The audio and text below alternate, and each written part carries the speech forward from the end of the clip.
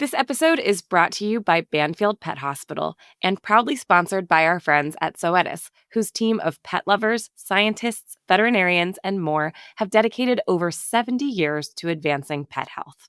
Your call has been forwarded to an automatic voice message system. Hannah Shaw is not available.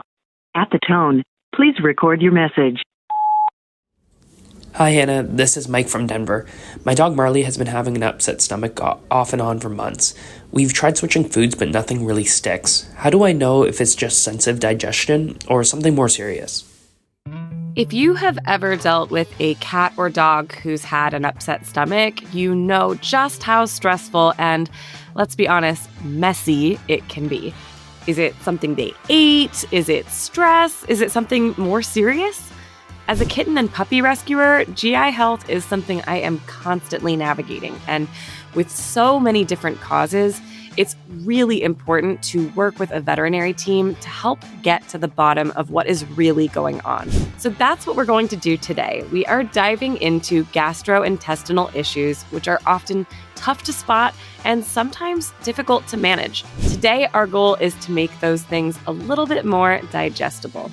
For this conversation, I'm joined by two incredible guests, Dr. Carl Winch, who is the Senior Manager of Veterinary Relations at Banfield Pet Hospital, and Kayla Peters, a credentialed veterinary technician and community programs coordinator at Banfield Foundation.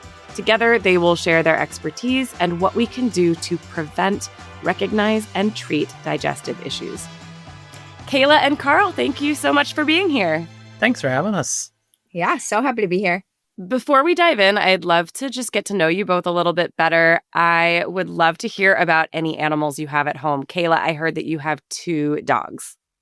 I do. I have 2 Rottweilers, both named after coffee. So we currently have Java Bean and Brewer. And so they're absolutely incredible dogs. We love them so much. Super loyal, little tough, but I wouldn't have it any other way. They sound adorable. I love those names. And there's a lot of different names that you could do in that theme. So I predict more dogs in your future.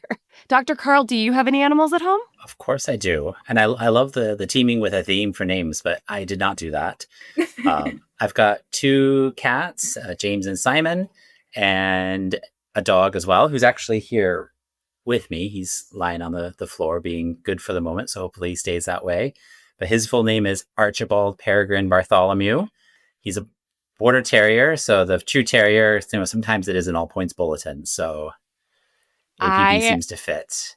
I personally love the names of your animals, and I feel like you do have a theme. It's like proper human names, which I adore. So today we are talking about digestive health. This is a topic that I think is really misunderstood and also often downplayed, I think, by people. I hear a lot of people say things like, well, my cat vomits a lot, but that's just like kind of what cats do, right?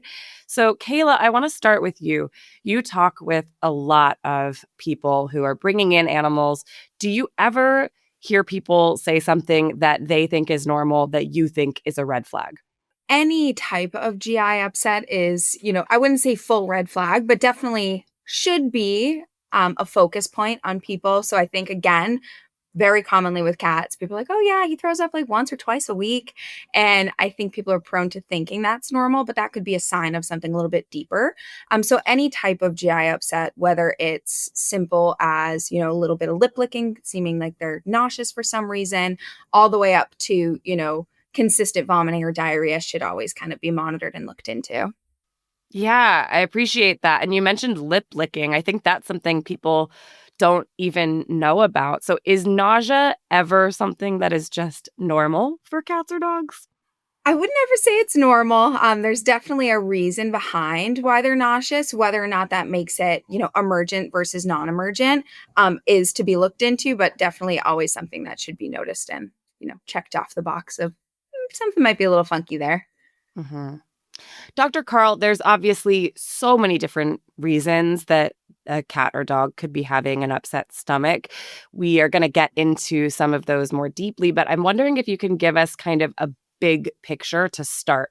What are some of the most common reasons that you see for GI distress in cats and dogs? And does it look different in cats than it does in dogs? That is a great question. And I love what Kayla said about, it's not normal. I mean, the most common reason we tend to hear for about any kind of GI upset is because there's been some change to their diet. And that can also be changes to treats, sometimes different treats. Maybe it's like, oh, you know, some pet store has this new brand of treat that's right near the front. And you're like, I'm going to give that a try. It looks like cupcakes, or it looks like something I would like. Our pets' digestive systems aren't quite designed for this variety and this change. But the biggest difference I would say between the two, and I know we're going to get into this a little bit later as well, is, obviously our dogs, they really explore their world with their mouth. And so there are a lot of things that go in there. And so some things agree with them, some things don't. Cats are also very susceptible to stress. So changes in their routine and things like that can really cause upsets to their digestive tract. Yeah. And can you talk about what role age plays in any of this? Do you notice that there are differences in the GI issues that are common for younger animals versus seniors? Is there a life stage component to what you see in GI health? Yeah, for sure. Yeah, when we see our younger animals, and our younger animals are still developing their immune systems. And so they're coming into contact things that they maybe never come into contact before, and their body is trying to decide how to react to that. So we tend to see more kind of parasites, maybe viruses in younger pets. Older pets, we tend to see GI issues because of age-related changes within the body. They've become less tolerant, or they've developed more sensitivities towards certain ingredients, or there's another process going on affecting other organs that then have a knock-on effect on the GI system. And so there is a difference between, if a puppy was to come in with vomiting and diarrhea, I'm going to more be thinking, okay, probably some intestinal worms or something like that, or gotten into something, because puppies eat everything. Older pets, they come in with vomiting, diarrhea. I'm going to be thinking more, it might be a food sensitivity, or there's something else going on internally that I need to dive into. Sure. So I work on the young end of the spectrum. I work with newborn puppies and kittens and the people who foster them. And one thing I find myself constantly saying is, just because diarrhea is common does not mean that it is normal. I would love to hear both of you kind of expand on that a little bit, on why this is a big deal for young animals, especially for new adopters that maybe are, bringing in a new kitten or puppy, and they think, well, you're a baby, you're going to have diarrhea. Kayla, why does that happen so much in young animals, and why is it a big deal? So I would say, again, the reasoning as to why it happens in young animals, the list could be endless, but especially those that are adopting, young dogs from a shelter, or they just got their puppy from somewhere. Stress is going to play a huge factor. It's like a lot of unfamiliarity. A lot of times, too, when you first get a dog, there's a big food switch. So some places are wonderful, and they're able to, explain, this is the food they've been on. This is, the proper way to transition it. Here's some food to get you through. A lot of the times that's not necessarily the case. And so you hard switch them to a different diet. So that's always going to be an issue. Another thing that I think could play a big factor, and is a huge watch out for young dogs, is if they've been vaccinated or not yet, because that brings parvo into the situation. And so parvo is definitely something that, starts maybe some just, GI upset, lethargy, vomiting, diarrhea, not doing 100%, and can turn very emergent very, very quickly. And so, these 8-week-old puppies, maybe they haven't had like that many vaccines, if any. So definitely that would be a big watch out for me too. So any type of diarrhea in a small dog. They also get dehydrated really fast, just because, diarrhea in a little guy, he's had it 3-4 times throughout the day. He doesn't want to eat. He's not drinking a whole lot just because he's a stinky puppy. Definitely is not great either. Can be emergent pretty quick versus in some of our other dogs. So one of the most common culprits is parasites. And I think that a lot of people believe that if they're not seeing worms with their own 2 eyes, that there's no need to be concerned. Can you talk about why that is not the case, and how some of the parasites these cats and dogs can have are not going to be visible to the naked eye? I can jump in with that. I love this question, because I feel like I talk about this all the time, because people are like, why are we doing fecal tests? Why am I going to pay for this? I don't see anything in their poos. It can't possibly be worms. And I say, well, what you're not seeing are the eggs. And that's what we're looking for. Generally, we're not going to see worms in their stools, because the worms are living up in the intestines. And so it's just the microscopic eggs that you need a microscope to be able to see. Now, the difference there is with tapeworms. And that you're going to tend to see the tapeworm segments. And those are those little bits of rice that look like rice in their stools. And those come from fleas. So that usually is a sign that we have a second problem as well.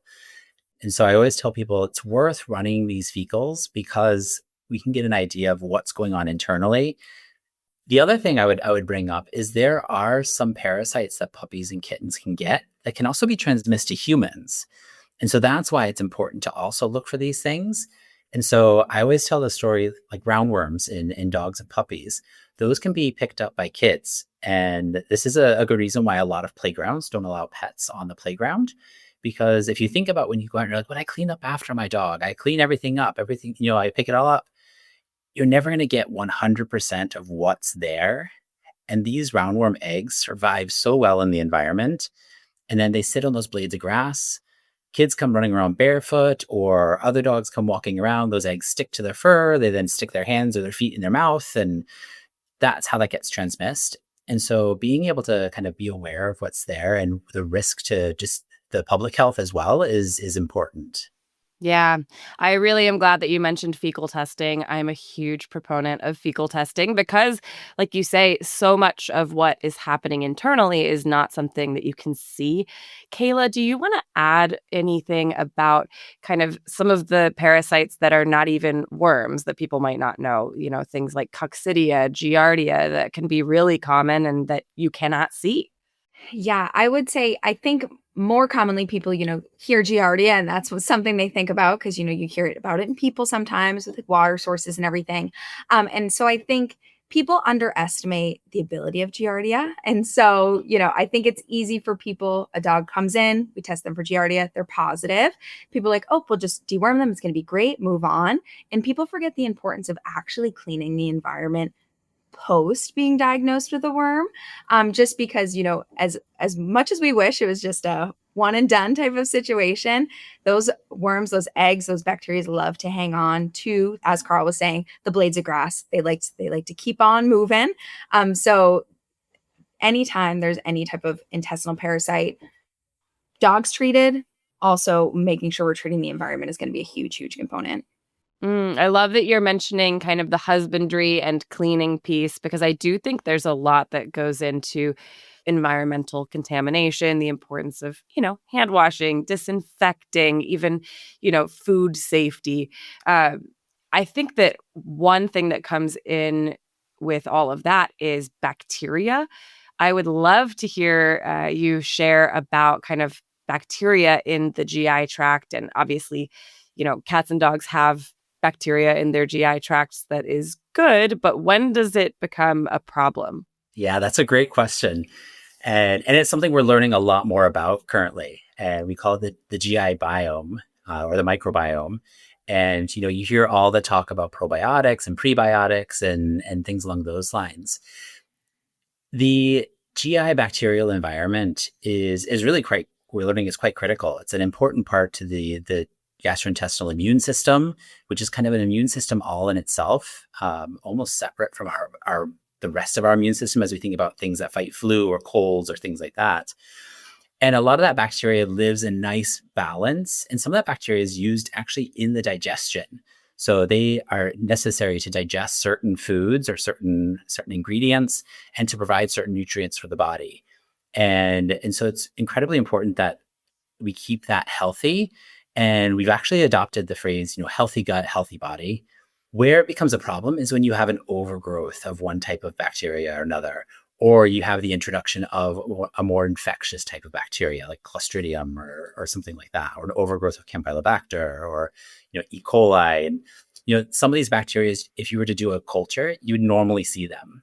But if they become excessive, that's when you start to see problems. And that's when you try and balance it. And I just want to throw in a really important point here is, we're also recognizing the secondary effects of antibiotics on this bacterial environment. And I just want to throw out that, we're really starting to lean into a point where we're trying to lean away from antibiotics so much because we're recognizing that even after, single courses of antibiotics, it's changing that gut environment. And sometimes that can have further effects later on in life And so I always really like to strive to my clients that, hey, I'm not going to prescribe antibiotics right away. It used to be everything went home with a tablet, everything went home with antibiotics. And we're trying to get away from that. So I'm trying to educate our pet owners as well, saying, you may not get antibiotics because it may not be necessary. And the secondary effects that we'll see could actually be worse than what we're trying to treat in the first place. Yeah. Are there any like diets or environmental or husbandry issues you see that contribute to bacterial infection? Is that something that you see? This is a little bit controversial, but we'll throw it out anyway. The topic of raw diets is always something that comes up when we think about bacteria. And I am not going to be one who says absolutely no raw diets. I have seen it work for some, work for others. I have my own personal opinions. But I feel like if somebody's going to do a home cooked diet or somebody's going to do a raw diet, they need to be educated and do it properly. You're not going to go to your local grocery store and just buy your packet of chicken and just feed it that raw to your pet. There's a reason we have to cook that, because there's the risk of salmonella and other bacteria. Get it from the butchers, get it so it's fresh as possible. It's not been prepackaged, anything like that. Obviously, I'll say my opinion is a nutritionally balanced diet that's pre-made is usually best. Kayla, maybe you want to add, you have a couple of big dogs who I'm sure, like my dogs, probably are very curious about things like table scraps, very interested in what you're eating. What should people know about feeding, human diets to a dog or a cat? Way back in the day, even maybe sometimes now, if a dog has an upset belly, we always hear bland diet. Give them, boiled chicken with some white rice and call it a day. And a lot of people are like, oh, well, I just gave him a piece of chicken. And I'm like, but you gave him a piece of chicken that was roasted with onions and roasted in all of these different herbs. And, well, maybe you didn't even cook it yourself. Maybe it was a rotisserie chicken, which love a rotisserie chicken myself. However, we know they're very greasy on the outside. Chicken skin has a lot of fat in it. And dogs just cannot, even cats, can't digest the way we can. And so those high fatty foods lead to GI upset, which then can lead to pancreatitis because their pancreas is not happy when it comes to high fatty things. And I love that you brought up how the chicken is cooked, because I had a patient where I was treating them, they just kept coming in for this diarrhea and we just could not. And the owner swore up and down they only gave chicken. They were not feeding anything else, only chicken. And, we're doing probiotics, we're doing all these things. And I find them like, where are you getting this chicken from? And she goes, well, we go through the drive-through of, I won't say the fast food restaurant. I order the grilled chicken sandwich and I take the chicken off and I give that to the dog. No. And I said, bingo, there we go. Always ask where they're getting things from. Just because they're saying they're feeding chicken doesn't mean what you think is chicken is what they're thinking is chicken. Wow. What a story. Yeah. Please no fast food drive-thrus for your animals. So hopefully most people are feeding a proper cat or dog diet, but animals can still have sensitivities even to some of those diets, right? Yeah, we're all built different. So I would say, some foods are going to work great for some dogs and cats, and some foods just aren't going to sit well with them. For example, one of my pets has to be on his own special little food just because he doesn't do great with any type of chicken-based product. And so he's just a little intolerant to it. It's, he doesn't have any crazy reactions to it, but you can tell his stomach's just a little off. His stools are a little softer. And so not all diets are going to work for everyone. And so just making sure you're kind of doing trial and error of, if you're going to be switching foods or you're noticing your dog or cat isn't doing super well on a certain specific food, kind of keeping an eye on of what's the main protein in the food? How much am I feeding? What are their stools look like after I feed this for a week? Am I having to add anything into the food that could, a lot of people do toppers on top of regular dog kibble or cat. So just making sure, you're actually paying attention to what is happening after you give the food and exactly what are you looking for? Like, what do you want your outcome to be? And making sure, you're slowly switching foods and you're trying to make it work within the means of what works best for your pet. Kayla, earlier you mentioned parvovirus, and I want to make sure that we talk about viruses that can impact GI health. Can you walk us through some of the major ones and how people can avoid them? So there's definitely, lots of viruses that cats and dogs can get that are completely preventable. Using parvo is going to be our best example because I think that's one that people frequently hear. It's very, very scary. And so thinking of parvo, all it is there's vaccines for these types of things. And so we want to make sure that people are aware of preventative care, and access to preventative care is huge. And so making sure we're getting these puppies, we're vaccinating them at an appropriate time, even adult dogs, making sure all of our puppies and dogs and cats are all vaccinated at the appropriate times. They're getting their booster vaccines. We're making sure we're not bringing these unvaccinated animals to areas of areas like dog parks that could have animals that may or may not be vaccinated. We're not trying to expose them to these types of viruses to hopefully prevent them from getting them in the future. We've talked a lot today about some of the kind of acute causes of GI stress. And before we wrap up, I want to make sure we talk about chronic disease. This is something that I've personally experienced with my beloved cat, Coco. She was an IBD girl, and in her last years of her life, she did have GI lymphoma. And I remember when she was diagnosed, I was just so terrified, like, how is this going to go? She actually lived several years, really, really well managed. And I'm wondering if either of you have some words of encouragement for people who are battling kind of more chronic GI disease, to encourage them that you can get through this. I would say for, these pets that are getting diagnosed with these chronic GI conditions, I personally, our first Rottweiler, Mocha, she was very, very sick, and we were having such a hard time trying to figure it out. After lots of diagnostics, we realized that she had IBD. And, it is a pretty heavy diagnosis. And, especially with cats, GI lymphoma is one of the most common GI issues we see in our older cats. It is discouraging as a pet owner because you're like, did I do something? Did I anything that I caused? Was it not the right food? Was I not feeding? All of these things go through your head. These chronic cases with the proper care, can do phenomenal for a long, long time. Our dog Mocha, she lived as if any other dog normally would, and didn't have any GI symptoms once we were able to get her on the proper diet, and use the proper supplements and some medications added in. And the only time that she would have flare-ups is when some family relative at a holiday gathering would sneak her something, even though there were signs on our front door like, please do not feed the dog food. But it is scary, and it can feel like you're in a little bit of a dark place for a second, but it definitely, there's great outcomes, and they have lots of wonderful days left, and, lots years left. And try to stay strong and just remember you're here for your pet. Educate yourself with your veterinarian, and it's gonna be fine. Okay, so let's say that somebody is listening to this. They realize, okay, I'm going to go in and have a vet appointment because my cat or dog is having GI issues. Kayla, what can they expect from that appointment? If they come in and see you, what kinds of questions are you going to ask? And what kind of diagnostics are typically going to be done?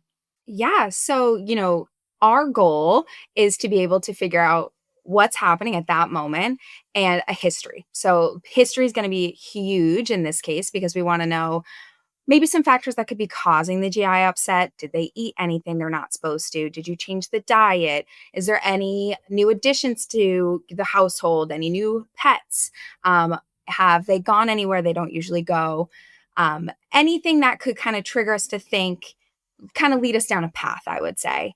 So diagnostically, depending on the history, let's say we don't have any at this point, I would say we start with a physical exam. Then I would say, we're definitely going to be wanting to run a fecal sample, rule out any type of GI parasite. We're going to be wanting to rule out some type of foreign body or some issue internally. So we do some x-rays. Giardia snap is usually pretty high up on my doctor's diagnostic lists, just because on a fecal smear, we usually aren't able to see Giardia because they're quite small. And so we have a fancy little snap test that'll help us out with that. And then usually from there, depending on what those results are, maybe some blood work will get thrown in there. And then kind of see where our paths are leading us. Fingers crossed they're a little smaller by the end of all of that. Sure. Dr. Carl, anything to add about like the diagnostics you typically find yourself doing? And also, when are you bringing a GI diet into the picture? I say if we're showing any kind of a GI sign, I bring in a diet from the very beginning because you want to start that support. And like I said, a healthy gut, healthy pet. And so if we can get the nutrition back on track, that's going to really help us out. As far as diagnostics go, again, it really comes from, I'm going to look at the age of the pet. I'm going to look at, what was that history? Is it if it's a Labrador who's off their food, I'm going to be a lot more concerned because labs are never off their food. Also, bigger dogs, I might be a little bit more concerned about foreign bodies. So did they swallow a toy? So I might throw in some x-rays. What we do is based on that history and that physical exam is we'll prioritize those diagnostics and we may move those around depending on what we're seeing. I love everything you shared. And I think this is why I always feel like the animal's caregiver and the veterinary team are sort of like a team of investigators working together to get all the information and figure out like what's the next step. And so I definitely encourage listeners, if you have these questions, go out there and get the rest of your investigative team, which is going to be your vets, your techs. I really appreciate both of you for sharing everything that you have. And before we wrap up, I want to do a segment that we call Off the Leash.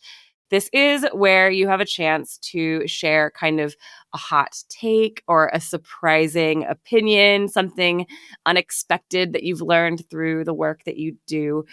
So starting with you, Kayla, is there a hot take that you have about digestive health? It's tough. So I wouldn't necessarily call it a full hot take, but I would say it's definitely something with some varying opinions within the pet world. I strongly believe, and it does relate to GI health, that all pets should be crate trained. And the main reason I would say this, especially for puppies when we're linking it to GI health, is going to be that foreign bodies. If I was to leave my pet home alone, not in her kennel, I would be missing quite a lot of things in my house. And unfortunately, she would be suffering for that. I think a lot of times people have a very strong opinion of crates are punishment. And so I think trying to change that of like crates are a safe space for our pets. And my dogs love their kennels. They get fed in their kennels, they sleep in their kennels, they run right to them. That's their safe space. And so, for us to utilize that as like a tool to prevent these types of GI issues. Dr. Carl, do you have a hot take? My hot take is don't underestimate reading the label on your pet food, because there can be subtle changes that you may miss. And I have a story where, I had a really good client. I mean, she brought her little Westie in, and Westies are known for skin allergies and food sensitivities and things like that. And she'd had her on the same food forever and suddenly started having all these GI signs. Every time I saw her, I kept asking, has there been a change? What else has she eaten? Is there something else? Nope. I've been buying the same food every time I get it delivered. It's dropped off. It's the same food. Even got to the point where I went in and did surgery to take biopsies of the intestines. Cause are we looking for like a lymphoma? What are we doing here? I will never forget the night she came to pick her dog up after surgery. She comes into the front door into the reception with this bag of food. Carl, I know what it is. You're right. There was a change to the food. And I was like, what are you talking about? She's like, I totally missed that instead of saying with soy, it now says with corn. Oh. And she completely just missed. There was one ingredient change. And so we got back onto the normal food and everything was fine. And I thought, had we discovered this earlier, we could have prevented having to go through all of these blood tests, surgery, biopsies, the whole thing. So don't underestimate subtle changes to their diet because that can have a big impact. Well, thank you both so much for being here. I have learned a lot from you and I really appreciate your time. Thank you for having us. That's it for our show today. I think if there's one important takeaway from this conversation, it's that gastrointestinal health is really complex. It isn't something that you should have to navigate all on your own. Having the right veterinary team is going to help you investigate exactly what is going on. So whether you're noticing a one-off upset or managing a chronic condition, I hope this conversation has helped you feel more confident in what to look for, when to act, and how to be the best advocate possible. Thanks for tuning in, and I hope to see you next time on Not Just Fluff.